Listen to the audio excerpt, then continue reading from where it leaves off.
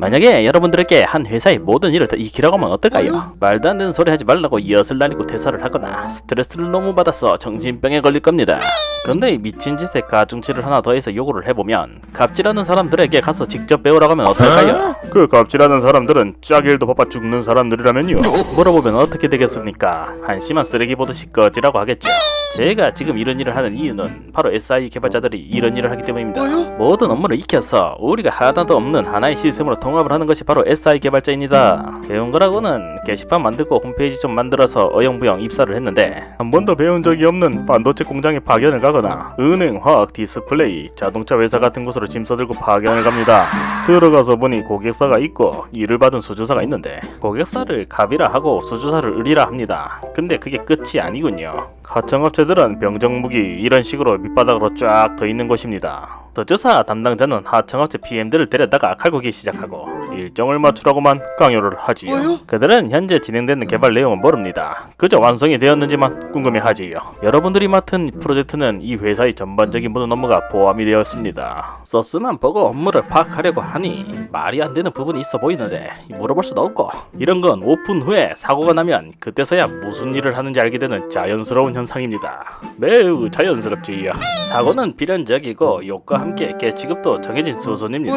뭘 알겠습니까? 당신은 얼마 전까지 학생이었고 국비지원 학원을 다녔었습니다. 다른 사람들은 다른 지역에서 욕먹다가 이번에 넘어온 사람들이지요. 간혹 이 한 군데에서 오랜 시간 근무를 했던 사람들 중에 초지능을 가진 듯한 사람이 있는데, 이러한 지능을 갖게 된 배경은 당연히 한 군데에서만 오랜 시간, 즉 10년 이상 했기 때문이 아니겠습니까? 그 사람이 착하고 성실하고 열심히 한다면 그 프로젝트는 그나마 천국입니다. 인격이 더럽고 싸가지가 없어도 그 사람은 고객들도 두려워하는 존재이지요. 사고 100번 나서 100번 얻어 터질 거 5번까지만 줄여주는 사람들이라 SI에서는 모든 사람들이 그 사람을 대우를 해줍니다. 근무를 되게 편하게 하는 것 같고 고객들도 굽신거리고 별말 안 해도 웃어주고 참으로 신기한 사람이죠. 여러분들도 한 10년 이 바닥에서 개처럼 굴림을 당하게 되면 도메인 지식이라는 것을 얻게 될 텐데, 그러면 이러한 대접을 그때 가면 받게 됩니다만 그 과정은 고양이 마리오 1억 단계를 깨는 것보다 어렵습니다.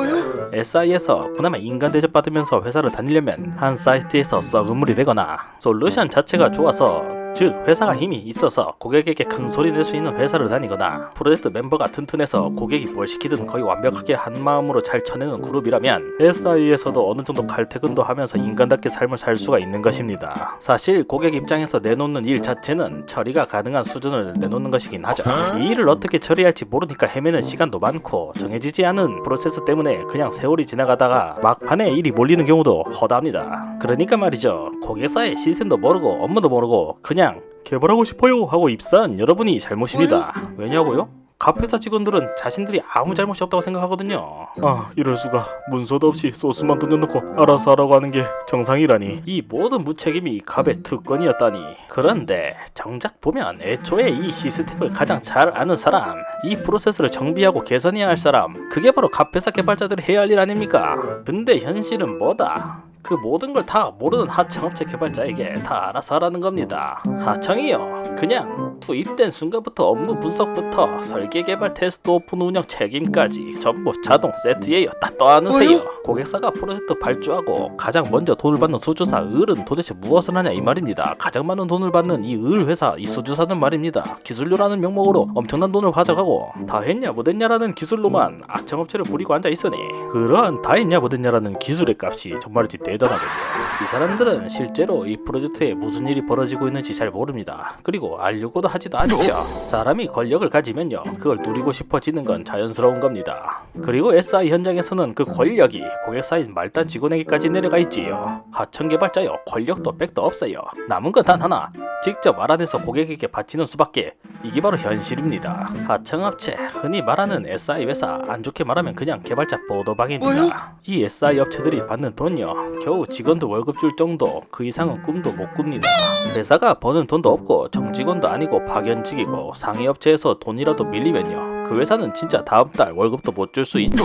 그런 회사에서 목숨 걸고 평생을 일을 해도 남는 건 인건비 외에는 퇴직금 뿐입니다. 그게 바로 SI 개발자의 미래죠. 어떤 회사는 이 구조 안에서 필살적인 솔루션을 만들고 투자를 잘해서 회사 돈을 무한 복사할 수도 있겠죠. 하지만 그건 깨어있는 소수 사장의 이야기일 뿐 현실은 이렇습니다. SI 개발만으로는 인건비 외에 미래가 없습니다. 지금 여러분이 그 구조 안에 있다는 걸 꼭 알아야 합니다. 물론 다양한 개발 경험을 쌓고 이직해서 개발 리더로서 자격을 가질 수도 있습니다. 하지만 그저 CRUD 게시판 만드는 것만 반복하는 경력이라면요, 다음 회사에 가서도 진짜 많이 힘들 겁니다. 아무것도 바뀌지 않고 여전히 코드 노예로 남아있을 수도 있거든요. 이것으로 여러분들이 SI 개발자로 시작하기 위해 알려드릴 기본적인 환경이나 배경은 설명이 되셨을 겁니다. 개발자들에겐 절망적이겠지만 한국 개발의 90% 이상이 SI 개발입니다. 물은 100도면 끓죠. 매우 뜨겁습니다. 근데 물은 40도만 되어도 뜨겁습니다. 경험해보니 100도라서도 뜨겁다고 하는 사람이나 40도라서 뜨겁다는 사람이 있는데, 제가 60도를 시켜서 주더라도 뜨겁다고 불평하는 사람들이 있더군요.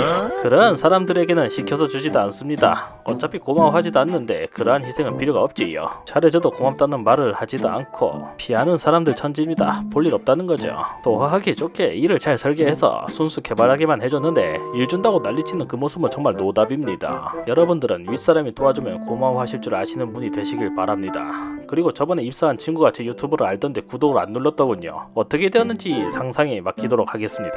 앞으로는 저희 집에서 태미로봇으로 개발자 쇼츠도 좀 찍으려고 합니다. 쇼츠에 혹시 태미로봇이 뜨면은 끝까지 좀 봐주시고 2번씩도 봐주시고 댓글과 좋아요도 눌러주시면 고맙겠습니다. 감사합니다.